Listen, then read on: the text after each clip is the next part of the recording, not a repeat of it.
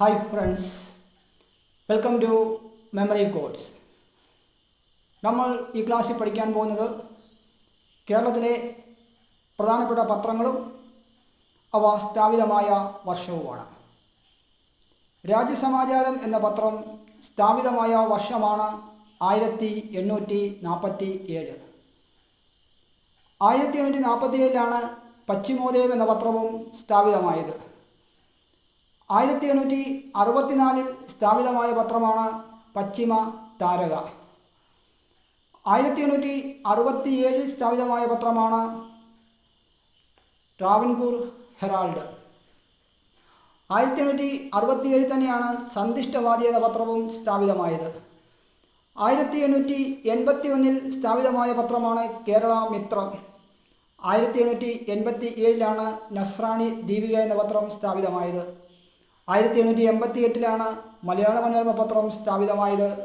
1905 സ്വദേശാഭിമാനി പത്രം സ്ഥാപിതമായത്. കേരള കൗമുദി എന്ന പത്രം സ്ഥാപിതമായ വർഷമാണ് 1911.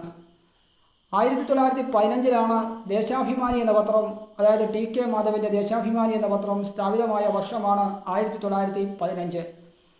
1923 മാതൃഭൂമി പത്രം സ്ഥാപിതമായത്. 1934 ചന്ദ്രിക പത്രം സ്ഥാപിതമായത്. 1942 കമ്മ്യൂണിസ്റ്റ് പാർട്ടിയുടെ ദേശാഭിമാനി എന്ന പത്രം സ്ഥാപിതമായത്. 1947 സ്ഥാപിതമായ പത്രമാണ് ജനയുഗം എന്ന പത്രം. മംഗളം പത്രം സ്ഥാപിതമായ വർഷം 1969. ജന്മഭൂമി എന്ന പത്രം സ്ഥാപിതമായ വർഷമാണ് 1975.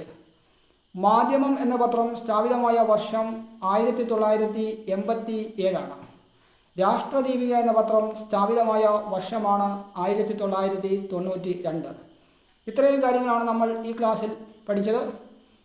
ഈ ക്ലാസ് നിങ്ങൾക്ക് ഇഷ്ടപ്പെട്ടെങ്കിൽ ചാനൽ സബ്സ്ക്രൈബ് ചെയ്യുക, ലൈക്ക് ചെയ്യുക, ഷെയർ ചെയ്യുക, വിലയേറിയ നിർദ്ദേശങ്ങൾ കമൻറ്റ് ചെയ്യുക.